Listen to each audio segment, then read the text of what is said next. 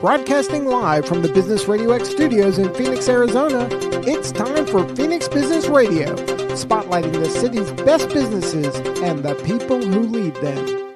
Well, hi there. Welcome, everyone, to the LURNIST show. We're broadcasting live to you today from the Phoenix Business RadioX studios in Tempe, Arizona. So I'm your host, Deborah Hildebrand, and for the next hour or so, we will be talking about course creation and related topics with our special guests. I also wanted to take a moment to thank our sponsor, the LURNIST, which is the place to go if you are a non-tech business owner who is either developing or looking to develop an online course. The LURNIST has a membership-based service and a do-it-for-you program available for individuals and organizations who need assistance in developing and implementing online courses. You can find out more by going to thelurnist.com. That's TheLURNIST.com. So I'm really excited today to have our two guests, Tim Slade and Crystal Bonnet, on with us. Thank you, both of you, so much for joining us. Yeah, thank you for having us. Thank you. Yes, I'm super excited. Okay, Crystal, if you could take a few minutes to introduce yourself to the listeners and share a little bit about yourself. Sure. So, as you said, my name is Crystal Bonnet, and I am a plant-based raw food chef. And I got into the plant-based and raw food culinary world about 6 years ago, and I really dove right into it. I just fell in love with it. Just the cuisine itself, I thought it was so flavorful, so beautiful. And I started taking a ton of online courses and doing a lot of education. And I ended up quitting my full-time job a couple of years ago to dive right into it full-time and start my own business. At that time, I was doing a farmer's market business, raw chocolate and desserts and sweets. And then I started teaching, and I absolutely fell in love with teaching because I'm like, it's great that I can make this and people can buy it. And I'm like, but what if they can make it themselves at home with their family and friends, and then they can also share it with everyone?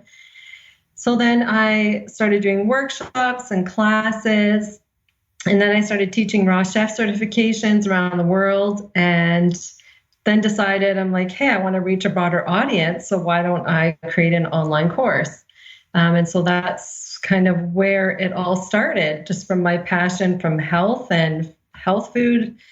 Just reaching a wider audience and wanting to really get out there. That's fantastic. Okay, Tim, how about you take a few minutes to introduce yourself? Yeah, so I work as a full-time freelance e-learning designer, instructional designer, and when I'm not working with different corporate clients, helping them develop, strategies for online learning for their employees, I also do workshops and training, either in person or with my online courses or virtually, teaching others how to build online learning. And I've been doing it, it was actually 10 years this year that I fell into the world of instructional design and learning. And I've been running my own business as a side hustle for almost all of those 10 years. And then I made the leap into it full-time, actually just this past April. So yeah. Wow. Yeah, and we'll talk a little bit about that, sure. But that's fantastic. I'm super excited to have both of you on. And Crystal, I'm really excited about what you do. I am a definite food conscious person. I read every single label out there. It drives my husband. It drives my husband crazy, right? But you can. Ya. I know. Could you tell us? When you were launching your course, did you outsource or hire any help with your online course? Yes, I did. So I had it filmed professionally. And the reason why I did that, and I have a lot of friends now who've come out with online courses actually who filmed them themselves. And I really look up to them and commend them for that. For me, I did not have the space to do filming, and I would have, if I did it myself, I would have had to do it over a really long period of time, because you can only film so much yourself every day because you're doing everything else. You're getting all the ingredients ready. You are doing the one in the shot. And then if you were behind the scenes, it would just take a lot of extra time. So I had to rent a space. And so I was very, very limited for time. By doing that, I was able to film about 13 to 15 segments a day. So I had awesome help. I had 2 videographers film the course for me. And then when I went ahead and launched it, I also got help with the Thinkifik platform with all the technical stuff in the background, just because at that time, it's a lot of work to launch an online course. It's very time consuming. And I don't know who at like the time that it takes to learn a whole new platform can take a really long time. So I was really lucky to find an amazing person to help me out with that. Okay. And then I also had a little bit of help with copywriting some email sequences, and then Facebook ads. I was learning Facebook ads as well, so I had help with that. So those were the areas that I outsourced help, and it really helped me get everything going, and I was able to launch when I did. So that worked out really well. Great. Wow. That's, that. So, how were you, what was, the price point on a lot of that? Because, when I think about that, outsourcing to all of those different people, it seems pretty expensive. It's a huge investment. Yeah. So, was there a huge investment in all of that? Oh, yeah. And that's the thing. I think with a culinary course, it's definitely a much larger investment than most courses, because not only are you spending the money to hire the videographers, but you're also investing in the ingredients of the recipe testing and the filming, all the equipment. There's a lot of overhead when it comes to culinary. So the videography, of course, that was the largest investment, because I have over 80 videos. And you can imagine, I don't know if you've ever gotten quotes for videos, but yes. I have friends that are videographers. I know how much they make. I've given quotes. It's not cheap. Yes, no, it's not cheap at all. So the videography was the largest bulk investment. And then that's why I didn't do digital marketing, because I honestly could not afford a digital marketer after spending that much money on the video. So I just kind of got it in pieces. Like the Facebook ad training was very inexpensive. It was about $100 US a month. It was an online course. And then the copywriting was not that expensive. It was about, I think I paid like 1,400 Canadian for like 9 email sequences. 1,400 US. I always get mixed up whether I'm paying US or Canadian. And so I mean, that's kind of why I didn't go the digital marketing route, because digital marketing in itself can be super expensive as well. Right. Yeah. How about you, Tim? Do you create your own videos, other people's videos? So, gosh, I don't even know where to begin with that. So, my online course, I'm currently working on building a larger library of courses. But when I launched my primary platform, I call it the eLearning Designers Academy. I love that name. Thank you. I produced everything. When I say I did everything myself, I mean everything. So I, 2 of my courses are completely screen capped, screen recording based. But one of my courses does have some live action video, and so I invested probably, I want to say $2,000 on a camera and a lighting kit from Amazon and a microphone, and I set up this little studio in my bedroom, and I filmed these videos, and I scripted, edited them, produced them, built the website, built the marketing, the emails, literally 100% myself. Which I think for me personally, I was able to lean on my experience as an instructional designer and course builder in creating my own courses, which I think has been a huge benefit to me. But everything from the marketing and everything, I had to kind of figure that out. It was trial by fire for sure. So how'd you get into e-learning? Yeah, so gosh, that's always an interesting story. I have a degree in criminal justice. I don't have any formal education in learning or education or instructional design. So for a big portion of my career in my early 20s, I worked in retail loss prevention, catching shoplifters, which is like one step up above being a mall cop. And one day my boss came along and he's like, "You're really good at catching shoplifters. You should teach others how to catch shoplifters." And so there happened to be a position open for a training coordinator at our corporate office. And so I took the job thinking, gosh, this is going to, totally launched my corporate loss prevention career. And my first project was building these 5 online courses on how to catch a shoplifter. And it was through that experience I realized I kind of went through this career identity crisis where people didn't recognize me as the loss prevention guy anymore. I was the online course guy who made things look beautiful on the computer. And I realized that I was really an e-learning developer who just happened to be creating courses on loss prevention. Mm-hmm. And it was through that experience I realized, okay, I think e-learning is my thing. And so I kind of made that leap, going, I'm not going to do loss prevention anymore. And kind of the rest of the history kind of snowballed into everything I do now. Wow, that's a fascinating story. But the reality is, the interesting thing is most people in our industry who work in instructional design or e-learning, most of them fell into it by accident. There's very few people who have formal educations in online learning or education. They were good at something. Someone said, hey, you should teach others how to do it. And then they fall into it. Right, I agree. So mine was project management. I was good at project management, so I just started teaching it, and that's where I got into the online learning. Great. That's a really good story. I love it. Tim, can I ask you a question? Yeah, go ahead. The shoplifters course, was that one pretty popular? Well, it was. A lot of people have to take that, like how to catch a shoplifter? Yeah, so it was for, I won't name the company, but it was for a pretty large department store that I was working for at the time. Right, okay. And so it was for internal employees. It was. Oh, wow. So anyone who joined the company in loss prevention insider threat had to go through it, yeah. So was it popular? Most corporate learning isn't very popular, but right. I was proud of it. I was proud of it at the time. Yeah. So yeah, awesome. Yeah, that's great. So Crystal, you told us about your outsourcing. So a little bit about the launch process. Is there any? How did you go about launching your course?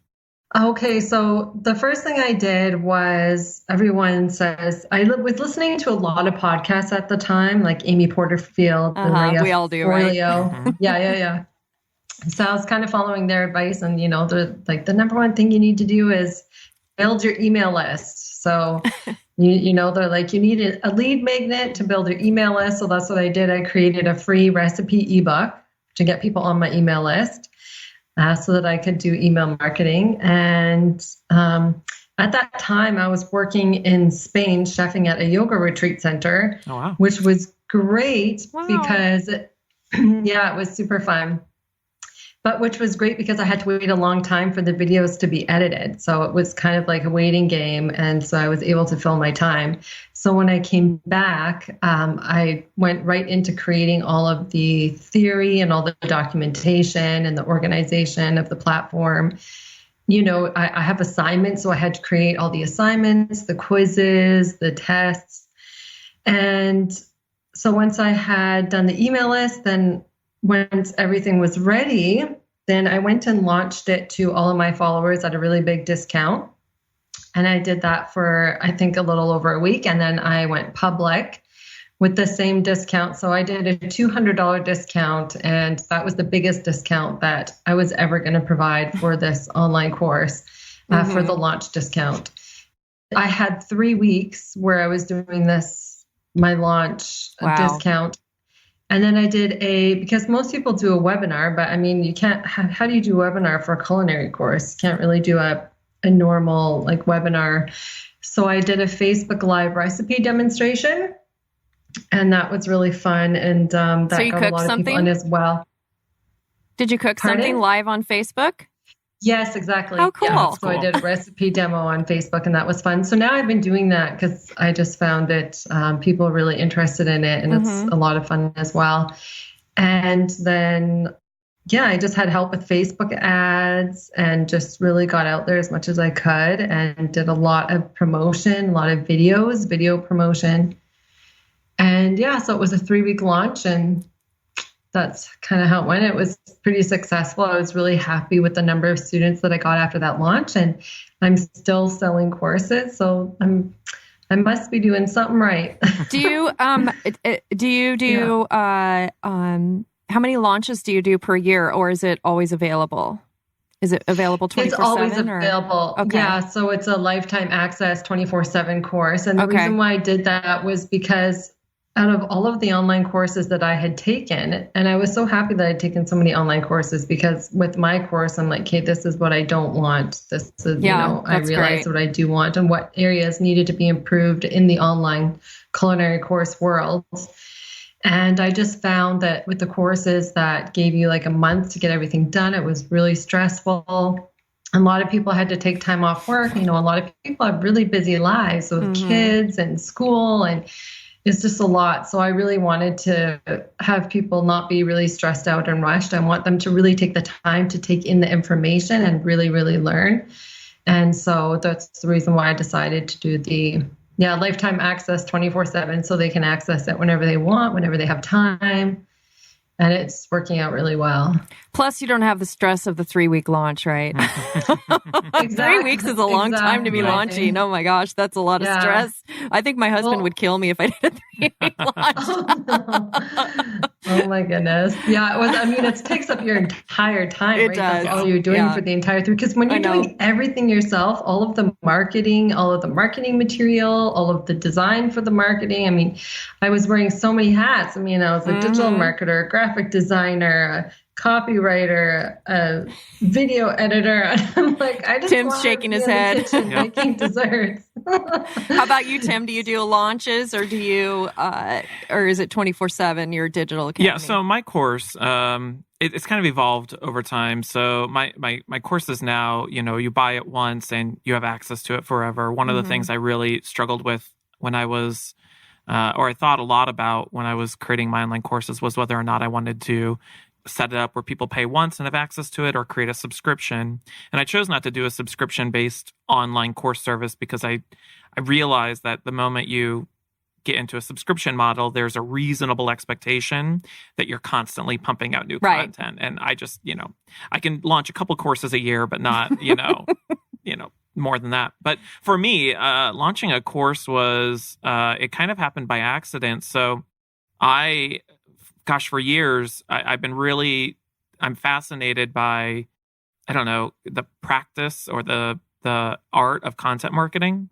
And so for years, when I was doing freelance e-learning development as a side hustle, I always worked on my brand through my blog or through speaking at conferences. And 2 years ago, I self-published a book, e-learning design development. It's called the eLearning Designer's Handbook. And I love your names. Thank you. I put a lot of thought into those too. Yeah, so cool. I love them. But a week before the book was going to launch, I was in my pool and I was drinking. And I thought to myself, I was like, I have all of this content in this book. I should turn it into a course and sell it as a companion. I called it an e-course at the time. And I was like, sure, okay. So I spent like a good 48 hours jerry-rigging this course together out of nowhere. And I launched the course along with my book. And the thing that was most surprising to me was that the course ended up, just purely from a revenue standpoint, I made substantially more from the course than I did from the book. And the book was successful, don't get me wrong, but it kind of made this light bulb moment happen where I realized, I could really capitalize on creating educational content for other e-learning designers on course building, specifically, learning professionals at work, on corporate learning teams. And so when I made the leap into my own business full time, it was my first big project was to create a couple of other courses. And that's when the eLearning Designers Academy came about. And I did it through Thinkifik as well.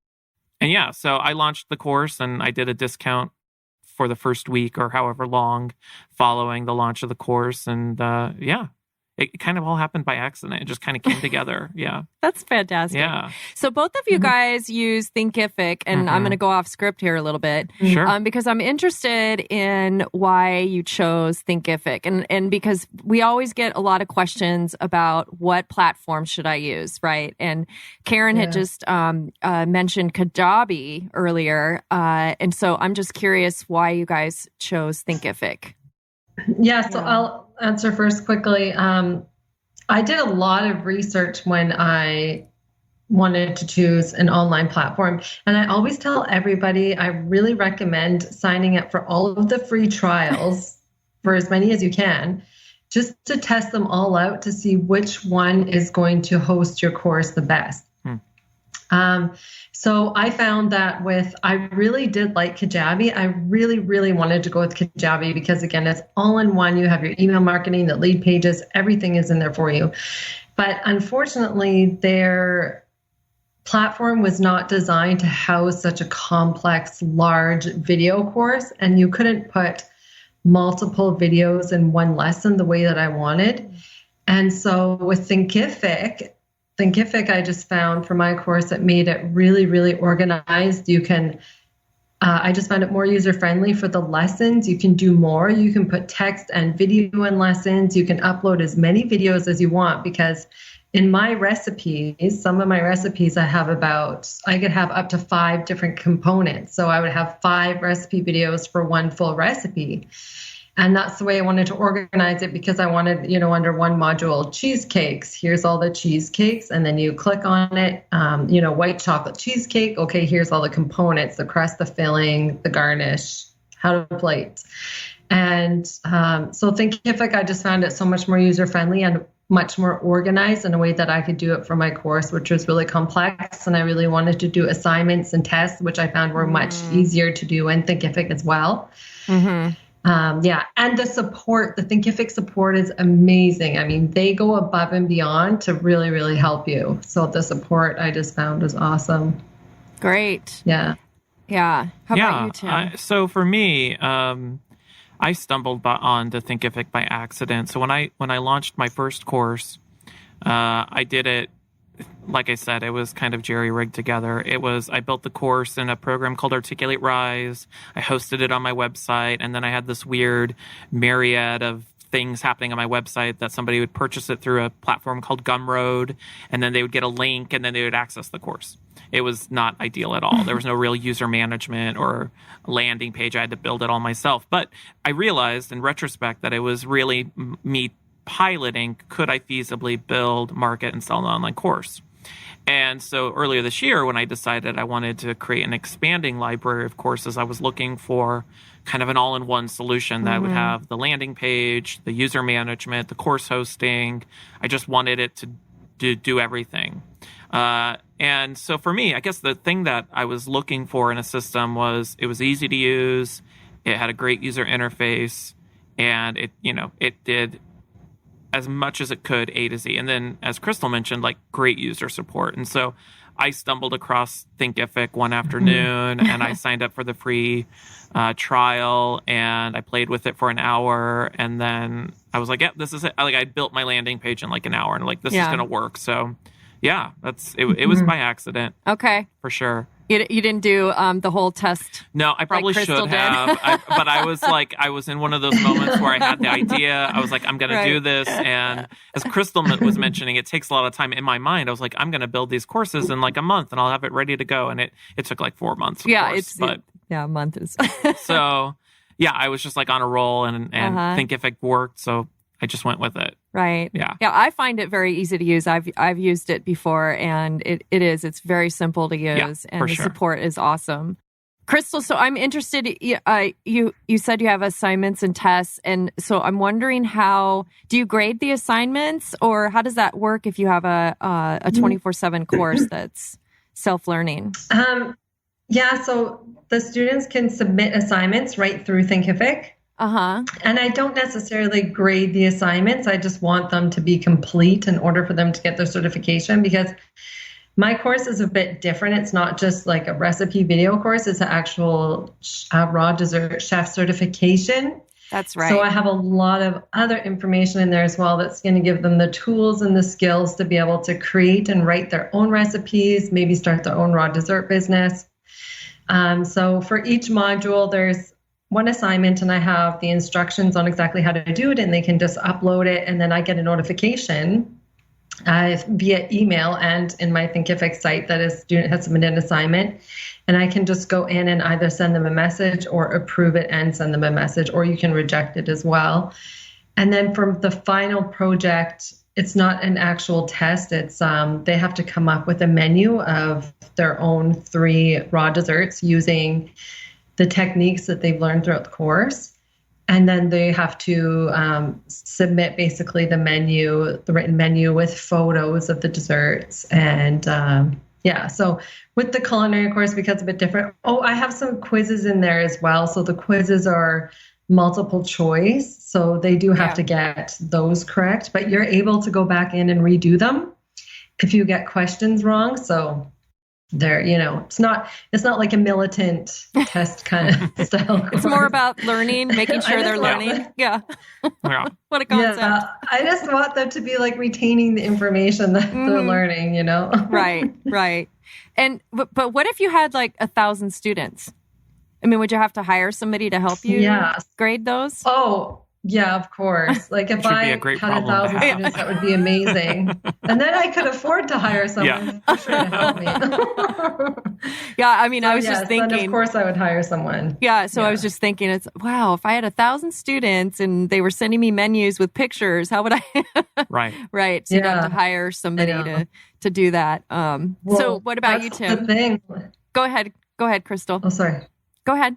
Oh, no, I was just going to quickly say, because when you were mentioning that, it just reminded me that's why my course is the price that it is because I'm super involved. Oh. I'm really involved with my students, and it takes a lot of my time. So, yeah, anyways. No, that's great. Makes a big difference as well. Yeah, and that's another huge question that we get is how do I price my course, right? And that's a great point. So if you're spending a lot of time in the course, then of course you want to price it higher. Yeah, right. For sure. Yeah. So for me, I don't have any. I mean, the courses are all based in performance in the sense that you're going to follow along. And, for example, one of my courses is how to build eLearning and articulate storyline. And so it's all on the premise that somebody's following along watching me. But I don't have any formal assignments or anything like that. I'd love to talk about the pricing thing, though, because I think Let's talk about that's one thing I really struggled with how to price my courses. And when I was when I was first creating my courses, I knew I was pricing it too little for each course. And one of the biggest bit of advice that I got from a friend of mine, was to not price the course based off your perceived value, because you're the expert. So it's not going to be of a lot of value to you, to somebody of your expertise. But you should value it based off of how your audience might value that content, which helped me go, oh yeah, I could charge more for this. So. Like Crystal, I charge a premium for my courses. I'll offer discounts throughout the year. I guess I would rather have a few people pay a lot of money for my course than a lot of people paying not a lot of money, and they're not going to value it as much. Right. And so how did you go about pricing it? Did you look at other courses, or how did you do that? Gosh, it was like throwing I'm horrible. An accidental thing again? It was an accidental thing. I was like, okay, I'll just make it this price and we'll go with it and see, what happens. There was no science behind it. Yeah. Okay. It was a shot in the dark. And it worked out? Did you ever have any like up and down where you were testing it out, or it just? No, I've stayed with the pricing that I have. The biggest challenge is once you start creating more than one course, you have to start thinking about how they price against one another, right? So you create one course. My first course was $199, which I still think is, the good price for the content. But then when you create a course that maybe is in similar length, but you put more time into the production value, do you charge more? Do you charge the same? It gets a little bit more confused. It gets more, there's a lot more variables you have to take into account when you're pricing against multiple products that you're selling, if that makes sense. Right. Oh yeah, I get it. Yeah. How about you, Crystal? How'd you come up with your price? Yeah, so that I think like what Tim was saying, because I think for everybody, this is the biggest struggle. And so I did a lot, not like Tim, I didn't do it by accident, but I did a lot of research and a lot of, listened to a lot of podcasts, did a lot of research, and even did all the research on numbers, like what is what is it supposed to end in? What is the psychological factor? You mean the 7? Yeah. Because like, I didn't even know this existed. I was like, wow, okay, this is insane. I mean, you just learn so much. And for me, I also had a couple digital marketers suggest a price that I thought was way too high. But thank goodness I met somewhere in the middle, because at the beginning I was going to be pricing it way, way too low because with the amount of content that I have in there.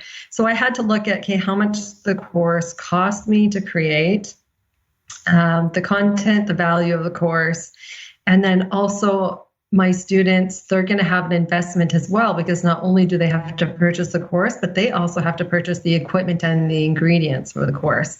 So that's also why I didn't want to price it too high. I wanted to make it affordable enough. And that's why I also offer a payment plan. I really want to do the payment plan because, and that's been the most popular, definitely, because I feel like people, when they can do that, then they just find it more affordable. Yeah, so I just did a lot of research. I looked at other culinary courses in the same field, like what they were charging. And yeah, that's kind of how I came up with it. And I'm sticking at that price. It's a good price and it's been selling still. So I know that it's working out and yeah, it's good. Good.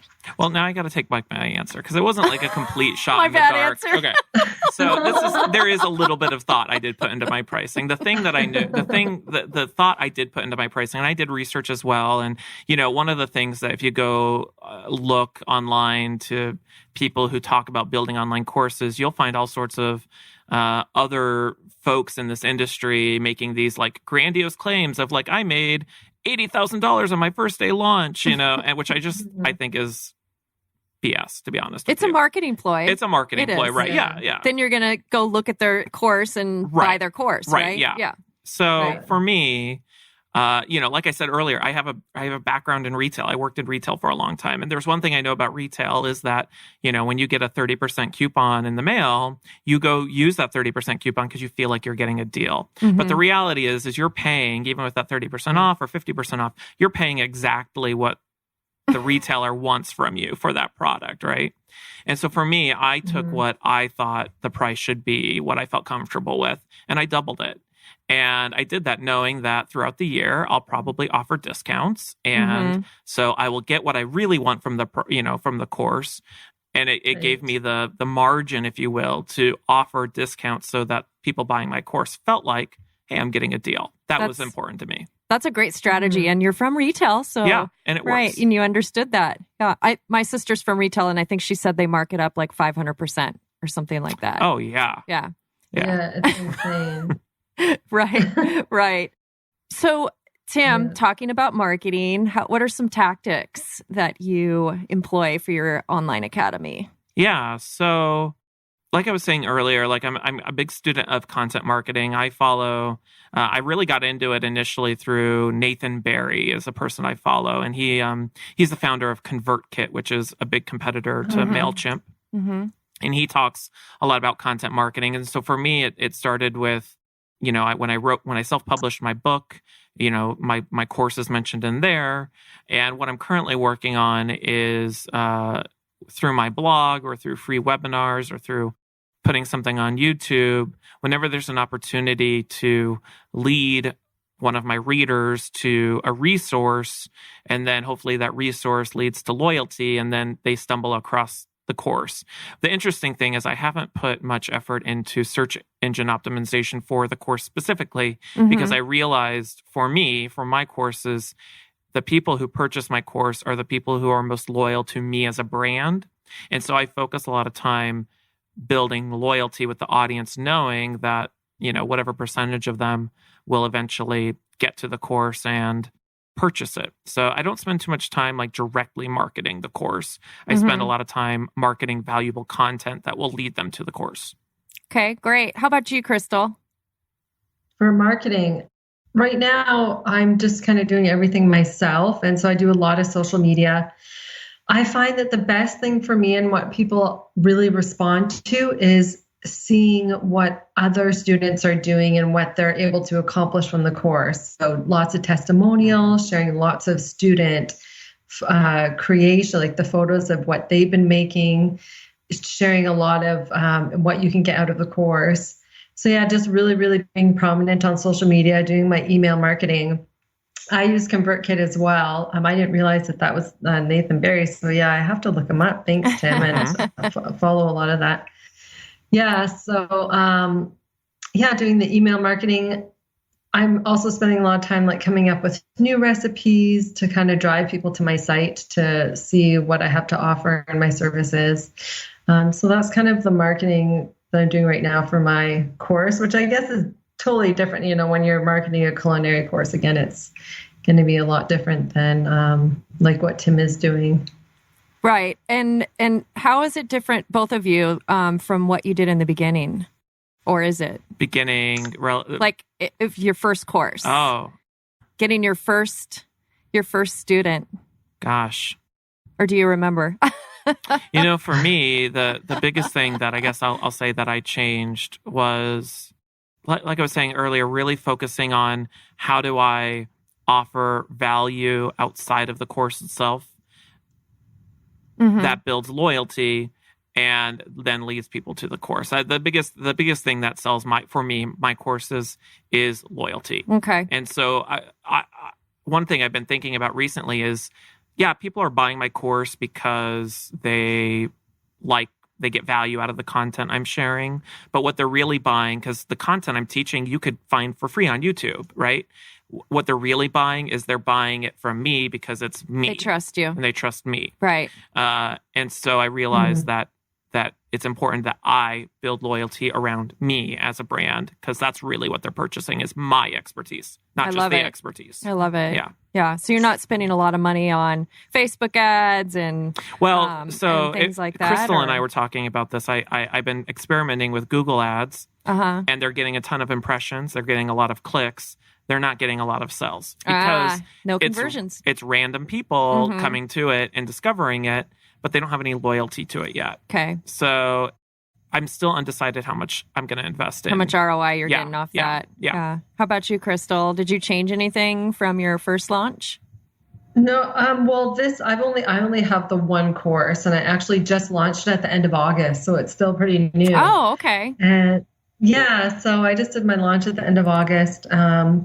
It's definitely different in the sense that I was really, really promoting it because there was a discount, and, I was doing a lot of marketing for it. And now I'm really just posting new recipes, posting testimonials, posting what other students are doing. I was doing a lot of Facebook ads to my lead magnet to get people onto my email list. And then I was doing a Black Friday sale, which was kind of similar to my launch sale. And so, I spent a lot of time on the Black Friday sale and did a lot of the same things with the Facebook Live recipe demonstration and, again, a lot of social media marketing and Facebook ads. But I don't have Facebook ads continually going, so I was just doing them for the launch and the sale. I'm not doing them right now.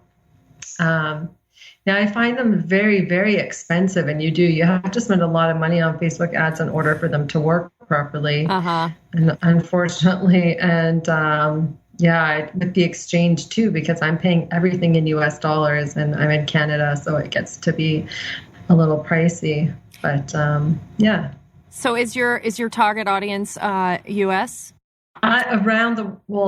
International, actually. I have students from all around the world, so I do target internationally. I do have a lot of people from the US, but it's really broken up. Like, I even have a student in Colombia. I have a bunch in Australia, Brazil, Norway, France, Paris. So it's that's great. Yeah, pretty globally, which is super cool. I know, I'm like, wow, I'm reaching all these people, which was my goal. I really wanted to reach a wider audience and reach as many people as I could. And so it's really neat to see it, talking to all these individuals and connecting everybody, because I really like to create a community around my course. So I'm very, very active in our Facebook group, and I've been able to meet a couple of my students in person. Like, I got to stay at one of their houses in London, and so it's cool. Like, it really brings people together. So you're such a great example of, and I'm sure you are too as well, Tim, because your goal is loyalty.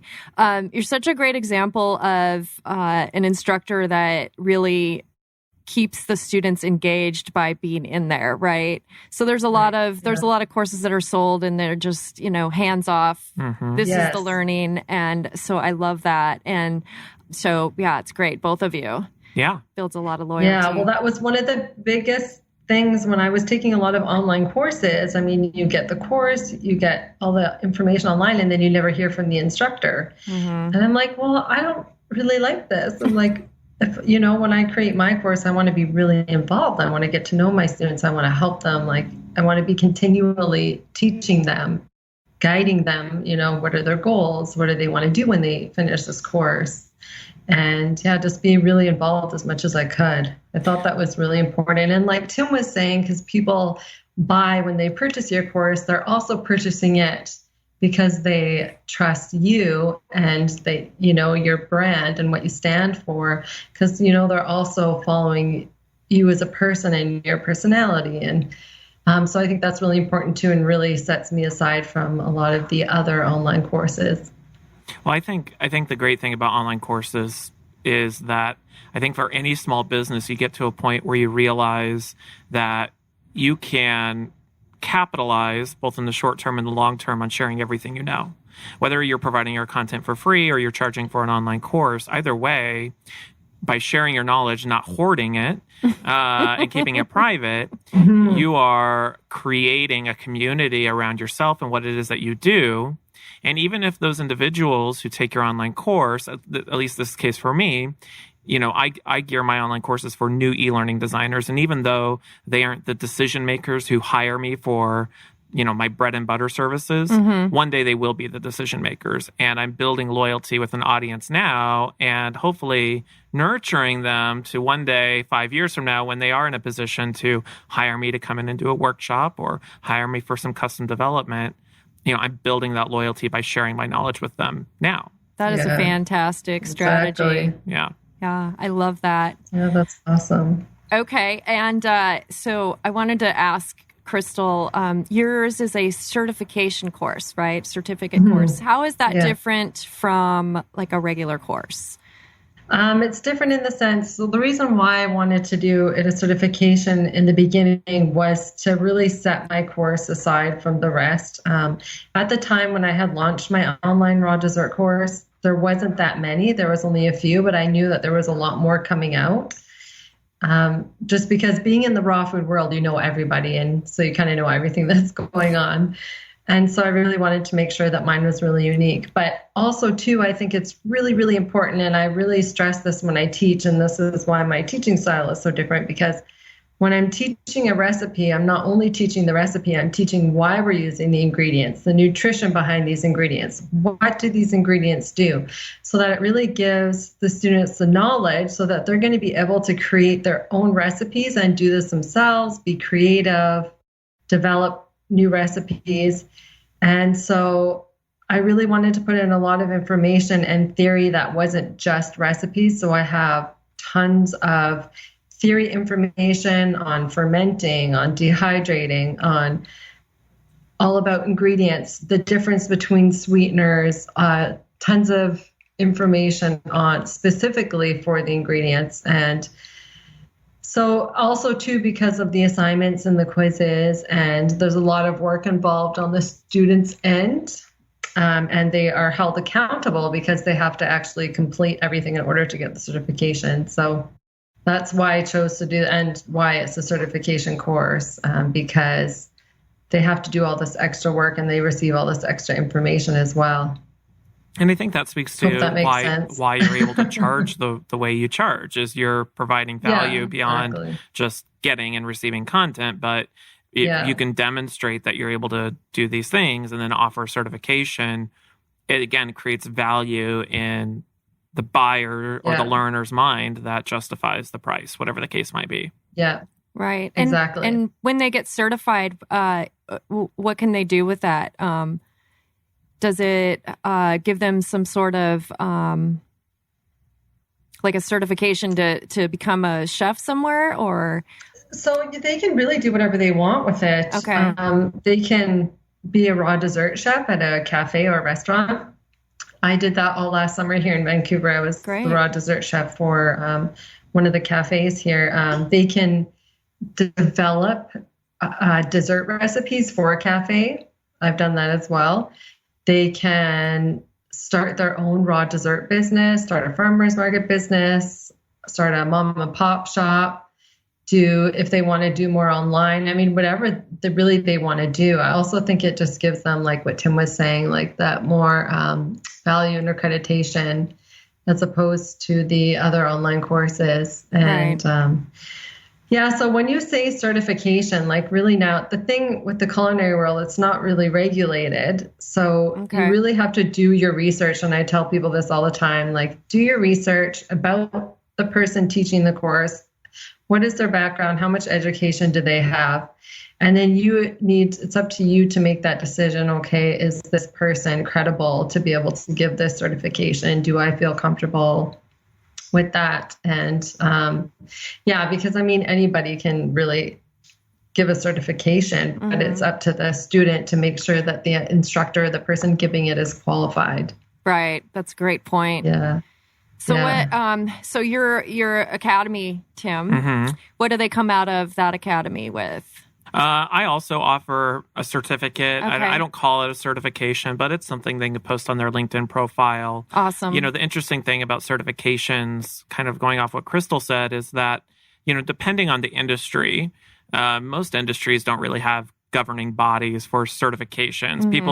People put a lot of value in the word certificate, but for example, Crystal in the culinary world or my world in learning and development, the extrinsic value of a certificate is what people project onto it. And so for anybody building online courses, regardless of the industry, why not say it's a certification? Why not? There's, unless it's really a regulated industry, why not do it? Because the value of that certificate comes down to it's really the collective opinion of everybody who's earned that certificate and what they're able to do with it. So, Exactly. Your students in your audience make the certificate valuable. They make it valuable. Right, and that makes sense. Okay, so I can't believe the hour's almost up, and we're going to start winding down. You guys, you were so fantastic, and I'm sure that we've learned so much. Our audience learned so much from you too. Crystal, can you let the listeners know, our audience know how to get a hold of you, and any last words? Yes, sure. So, so everything, all of my social media handles and my website is all Crystal Dawn Culinary, and that Dawn is spelled DAWN, which is actually my middle name. So a lot of people get confused when they hear this name. Some people call me Dawn. It's because I don't like my last name. I just found like Crystal Bonnet is not very exciting. I think it is. Well, if you Google Crystal Bonnet, you'll literally get matches for like the bonnets you can buy, like the hats. You can buy crystal with crystals bonnets, on them, right? That's what comes up. So you can, all of my social media handles, my email, my website is Crystal Dawn Culinary. You can send me an email. You can access my online course through any of those. There's links everywhere. Send me an email, send me a message on social media. You can get a hold of me however you like. And last words. Yeah, this was super fun. I've never done a live radio show, so this is really fun, and I really appreciate the opportunity, and I really appreciate all of Tim's information, and thank you so much for having me. Thank you. Okay, Tim, how do we get a hold of you, and any last words? Yeah, so you can find me at timslade.com. That's the easiest way to find me. If you Google me, though, you'll come across there's an Australian race car driver who he and I share the same birth date.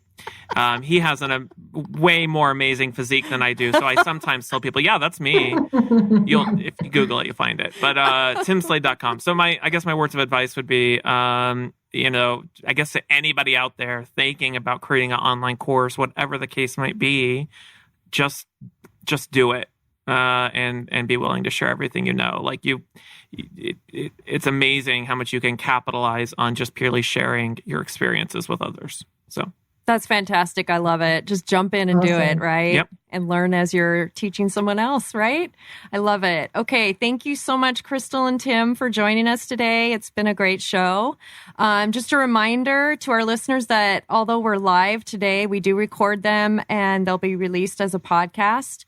So you can find the LURNIST show on iTunes, Spotify, Google Play, iHeart, whatever you listen to. You can also find it at Business RadioX. Phoenix.com. All of the links will be provided in the show notes. And then, of course, thank you to our sponsor, The LURNIST. You can visit thelurnist.com for more information on our course creator membership and do it for you program. That's TheLURNIST.com. Okay, that's it for now. Thanks for listening. We'll be back next month on our regular day, which is the second Tuesday of each month at 11 a.m. Arizona time. Thank you. Thanks, Crystal and Tim. Thank you. Thank you so much.